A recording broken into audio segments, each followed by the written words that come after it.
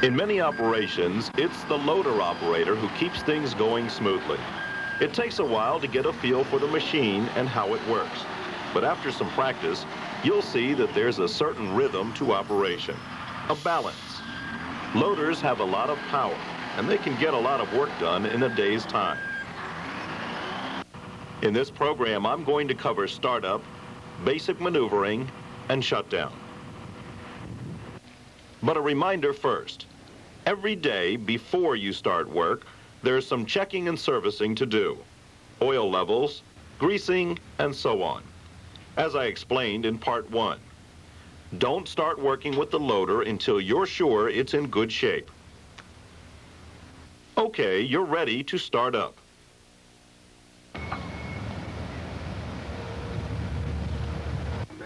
Make sure the transmission's in neutral and the parking brake is set. Check both sides to make sure that nobody's in the pivot area or around the bucket. Always make sure that everyone is clear of the loader. All engines start hard in cold weather, and loaders are no different.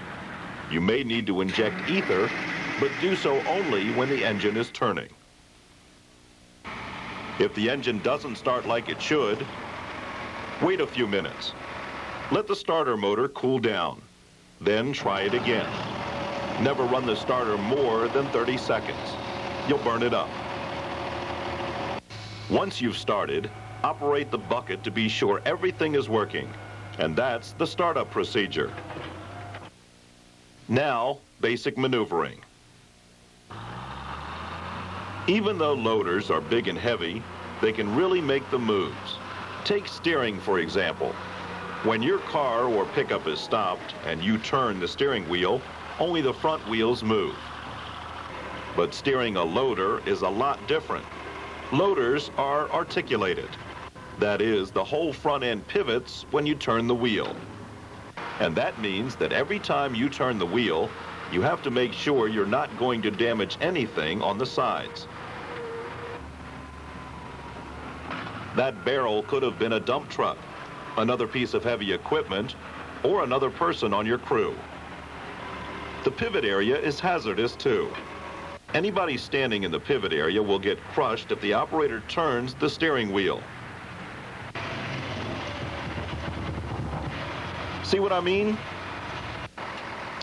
For safety, whenever you shut down, whether it's overnight or for just a few minutes, turn the steering wheel until there's no response in the front end. Only then is it really safe to get out of the cab. But pivoting is only one of the loader's moves. The boom and bucket account for the others. There are actually only 4 movements: raising the boom, lowering the boom, rolling the bucket backward, and rolling the bucket forward. Only 4 movements, but it's how you combine and coordinate them that really gets the work done smoothly and efficiently. Of course, before you can become an expert at working the boom and bucket, you first have to be able to drive the loader smoothly and safely. We'll start with the real basics, going straight forward and backward. When you're just driving a loader, you want to make sure the bucket's off the ground. So lift the boom and roll the bucket back. Then you're ready to go. To get moving, of course, you have to be in gear. Step on the foot brake, release the parking brake, and shift into low gear. Then just take your foot off the brake and step on the accelerator. There are 2 forward gears. Low gear is for working, or of course, moving slowly. High gear is used only for moving quickly, traveling some distance on a smooth surface. Don't use it for working. Some loaders, mostly the older ones, have a 4-wheel disconnect. That allows you to switch from 4-wheel drive to 2-wheel drive. As you would expect, 4-wheel drive is for working. You need the power. 2-wheel drive is used only for traveling. It's important to remember that loaders don't have springs or shock absorbers, so watch out for bumps. A bad bump or even a small bump can make the loader rock back and forth enough to lift the wheels off the ground. So if you see a bump ahead, slow down, but not too quickly, because jamming on the brakes like this can be just as bad as hitting the bump. Do it smoothly.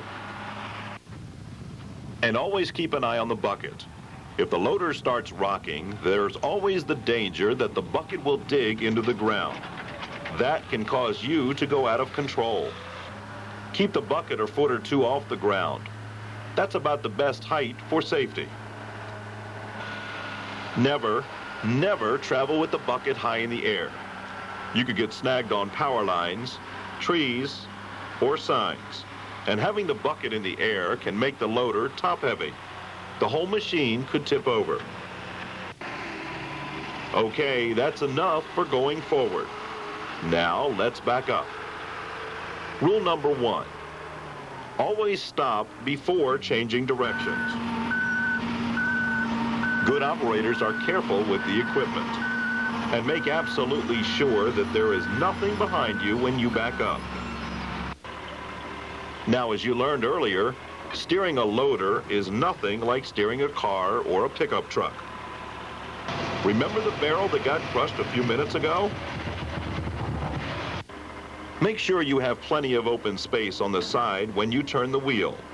If you spin the wheel while you're standing still, the back end will stay in place, but the front end will swing. And don't cut too close to anything on the side either. The back wheel will run right over it. That's a matter of practice. Above all, never let anyone stand in the pivot area. A sudden turn now would mean, at the very least, a serious injury.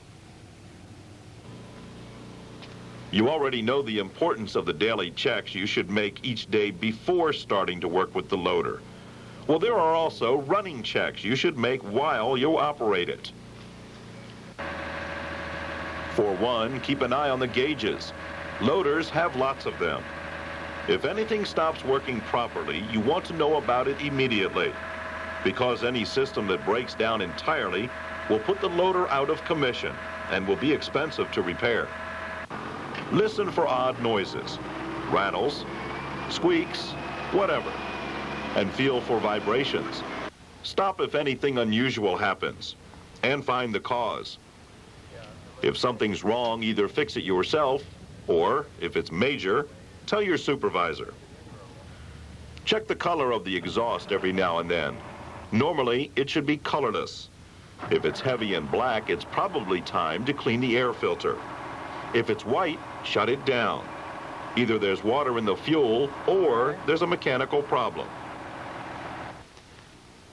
Whenever you stop during the day, it's a good idea to give the whole machine a quick once-over before you get back to work.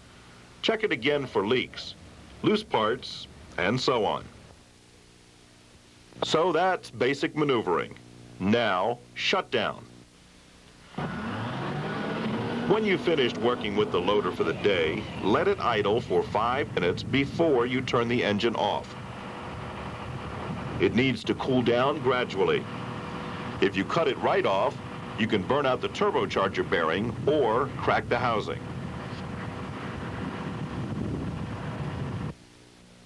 Next, fill the fuel tank. Filling it at night makes things easier in the morning, and it keeps condensation from forming in the tank overnight. You should refuel after the cool-down period, so the engine can be turned off while the tank is being filled. The short running time necessary to move the loader from the fueling station to its parking place won't require another cool-down. If it's at all possible, park the loader on level ground. Put the transmission in neutral. Set the parking brake and lower the bucket to the ground.